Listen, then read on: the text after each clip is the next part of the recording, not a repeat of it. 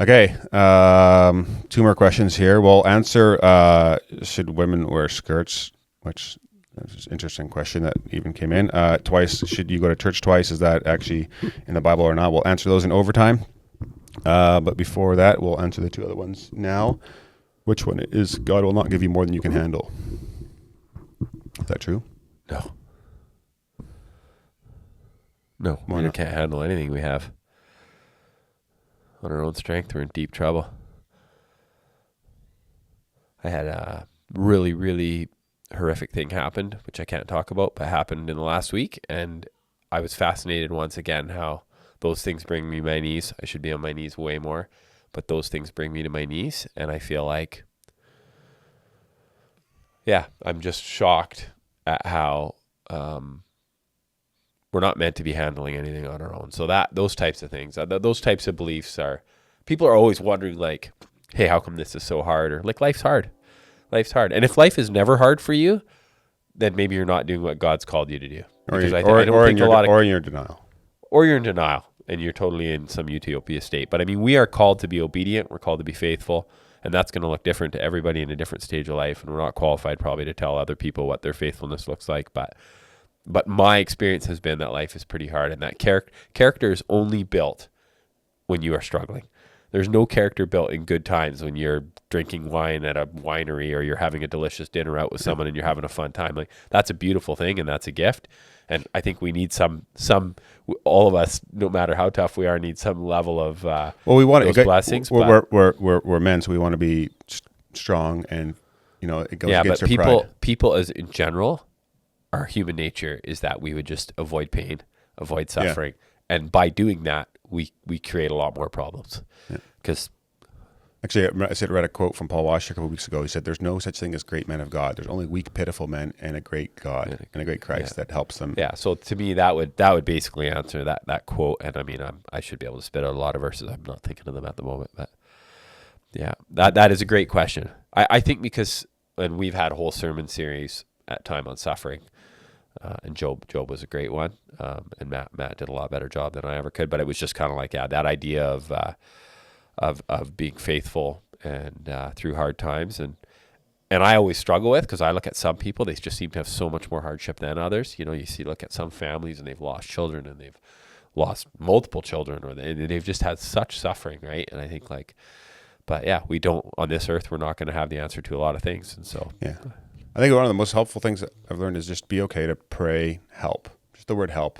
And we just repeat it over and over again. Like, help me. Yeah, because even why. Sometimes I just lament. Like this week, it was just like, what? Like, and God has not, I don't have the answer, but I just feel like that crying out has, I mean, what else do you do? Yeah.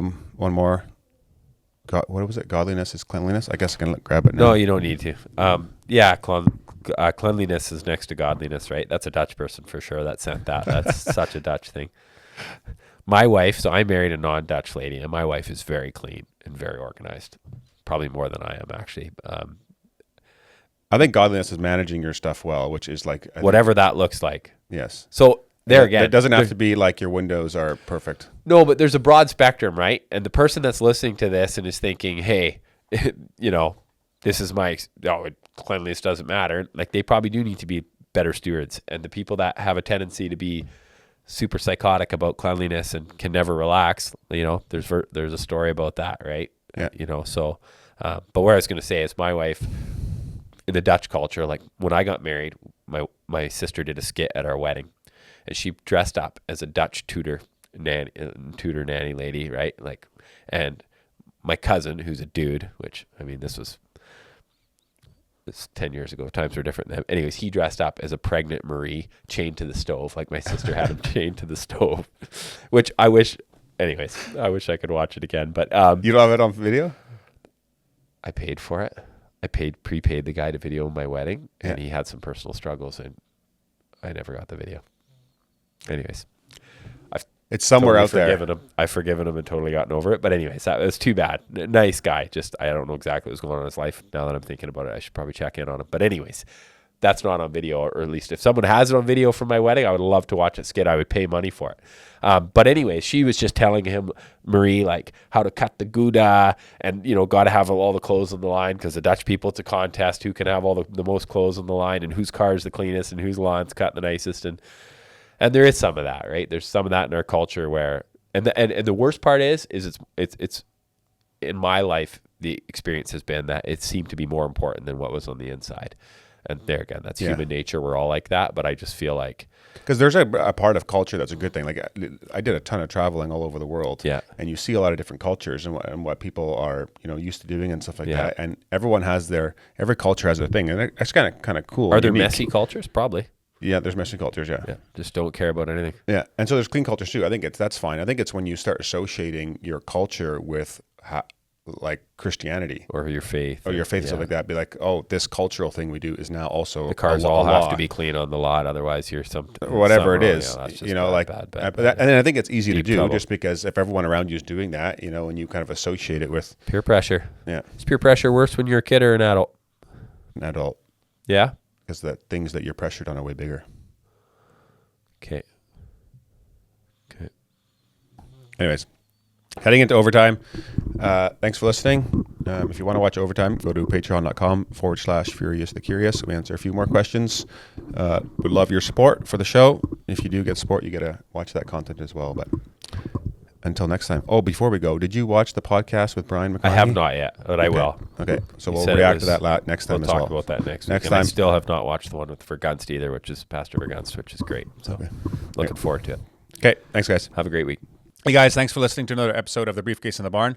Hope you enjoyed it. If you want to listen to some overtime clips, I'm going to play a few right now, and you can kind of get an idea of what overtime's all about. And if you want to watch those, you can go to patreon.com/Furiously Curious and enjoy those. So this is what you would get with that. Take a look. And she said that it would be more offensive to go in pants as a woman to the school auction than as a guy to go to church in shorts. People will take any man-made thing and turn it into their religion. They will take any tradition and turn it into their religion. The Bible does not say you should go to church twice. There's people that are completely religious and pull verses out of scripture to try justify why they have to go twice. Okay, if you enjoyed those, again, patreon.com/Furiously Curious.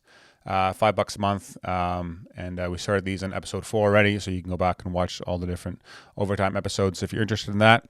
Otherwise, thanks for watching. Please like the videos, subscribe to the channel, rate the show on the different podcast apps so that you can do that on. It goes a long way. Leave a comment on social media.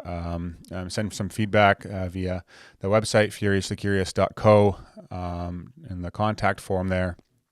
Also, if you have questions or topics you think we should talk about, feel free to shoot me a message there. That's going to be you can send messages anonymously if you want. So, hope you enjoyed it, and I'll see you guys in the next one.